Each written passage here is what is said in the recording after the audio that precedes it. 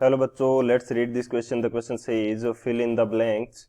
Friction prevents movement until the force applied is dash dash then the force of friction. तो इस question के अंदर हमें क्या बोल रखा है कि फ्रिक्शन जो है वो मूवमेंट को प्रिवेंट करेगा जब तक कि हमारे पास अप्लाइड फोर्स जो है उसकी वैल्यू क्या होनी चाहिए फ्रिक्शन फोर्स से, ये हमें फाइंड आउट करना है। तो बात करते हैं की कंसेप्ट की यदि बात की जाए इस क्वेश्चन के लिए की कंसेप्ट, तो क्या की कंसेप्ट यूज होगा।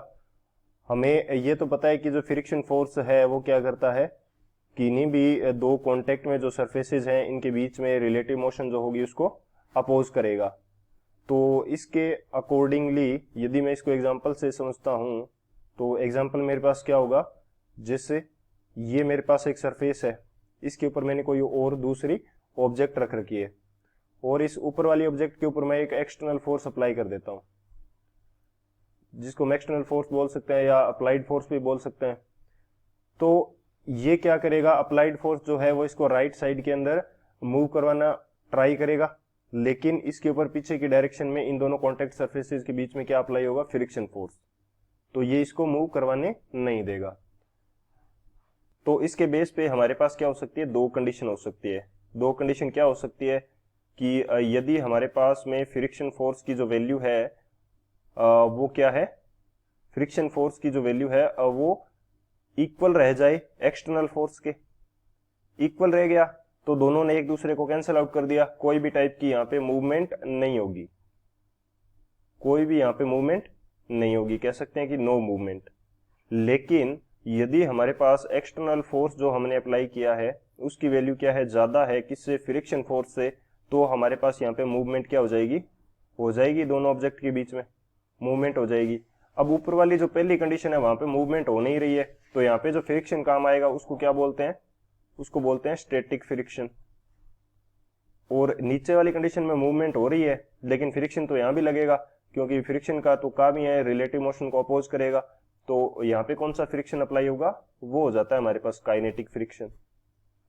अब ये हमारे पास क्या हो गया, मेन की कंसेप्ट हो गया। इस की कंसेप्ट की हेल्प से इस क्वेश्चन को सोल्व करते हैं।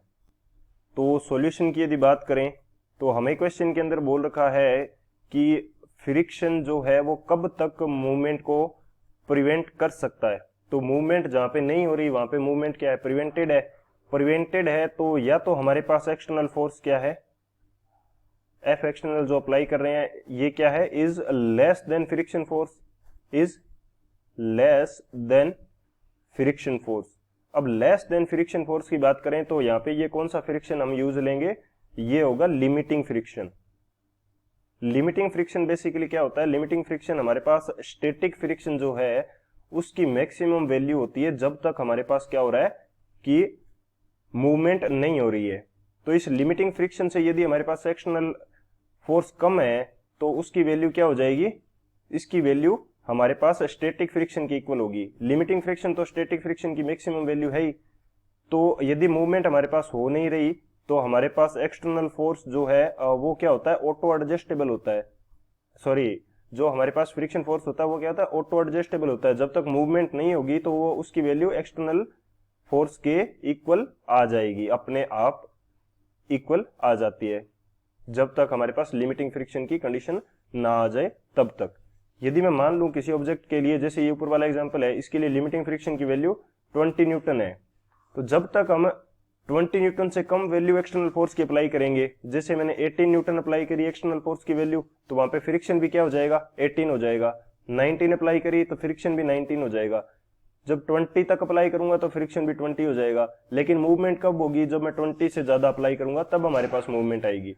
सो हमारे पास मूवमेंट कब तक प्रिवेंट होती रहती है, जब तक हमारे पास जो वैल्यू है वो क्या हो एक्सटर्नल फोर्स की, या तो लेस देन हो किससे, लिमिटिंग फ्रिक्शन से, या इक्वल हो जो हमारा स्टैटिक फ्रिक्शन लग रहा है उसके।